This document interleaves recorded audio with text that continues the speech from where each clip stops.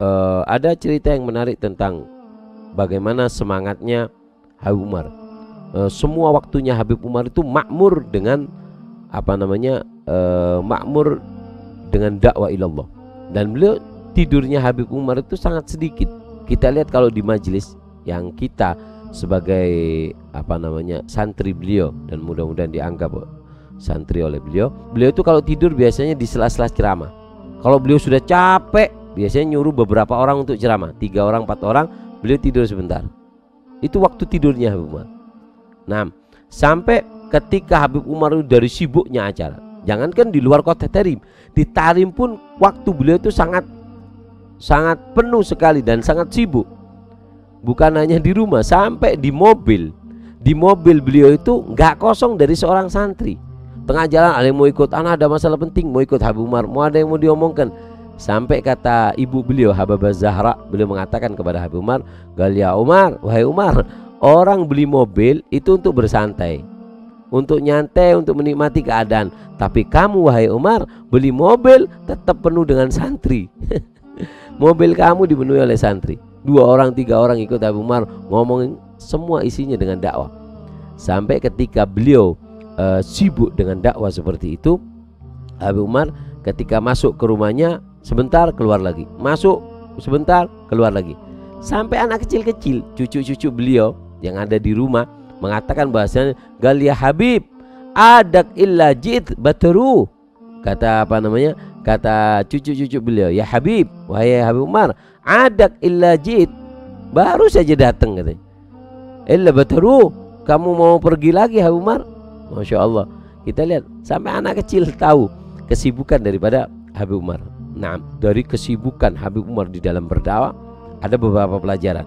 Nah, di antaranya ada tiga pelajaran yang bisa kita ambil, yaitu menunjukkan bagaimana pentingnya hidup itu untuk berdakwah ilallah, pentingnya dakwah. Habib Ali Al-Habsyi beliau pernah mengatakan bahasanya, "Man bagha hadzan wafir minan nabi yaga da'iyan."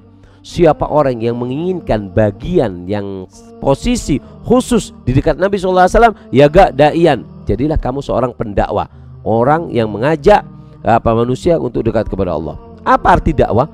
Dakwah adalah memutar otak, memutar akal dan pikiran untuk membuat orang yang jauh dari Allah menjadi dekat, yang lupa dari Allah menjadi ingat, dengan cara apapun diiringi dengan ikhlas. Ini adalah arti daripada dakwah. Nah, Habib Ali Habsyi mengatakan, siapa orang yang ingin mendapatkan bagian yang sangat posisi khusus di depan Nabi SAW, ya gak da'ian, menjadilah kamu berdakwah. Nah, jadi dakwah itu luas. Ini kita yang ceramah ini dakwah, yang nyuting ini dakwah. Kalau nggak ada syutingan nggak mungkin nyampe. Kalian yang membagikan acara ini itu juga dakwah. Dakwah adalah membuat orang yang lupa jadi ingat, yang jauh jadi dekat kepada Allah dengan cara apapun, diiringi dengan ikhlas. Ini adalah dakwah ilallah. Nah, yang kedua, bagaimana pelajaran dari kesibukan Habib Umar, pentingnya kita mengatur waktu. Pentingnya kita mengatur waktu. Dikatakan bahwasanya oleh Al-Habib Ahmad bin Hasan Al-Attas, ada 3 yang jika tidak kita tertibkan, tidak kita arahkan kepada kebaikan, akan mengarahkan kepada kita secara otomatis kepada kejelekan. 3 hal. Apa yang pertama? Yaitu waktu. Jika waktu tidak kita bagi untuk kebaikan, otomatis akan terisi dengan kejelekan. Yang kedua, harta.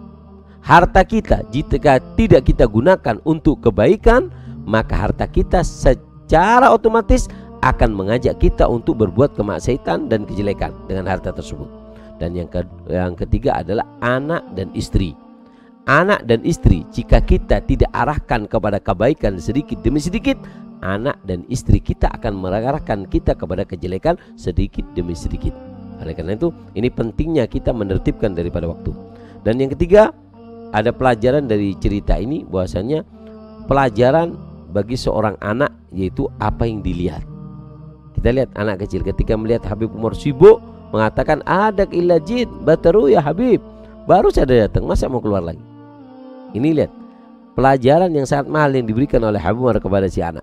Karena anak itu sangat berpengaruh ya dengan apa yang dilihat dan apa yang didengar.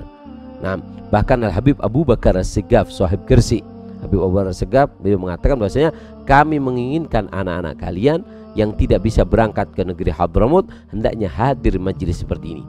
Ketika anak-anak kalian hadir di majelis seperti ini, anak kalian akan melihat di majelis itu, kenapa itu ditaruh di depan? Oh, dia alim. Kenapa dia di belakang? Oh, dia nggak punya ilmu. Kenapa itu seperti itu? Apa yang dilihat akan berpengaruh kepada hati seorang anak. Nah,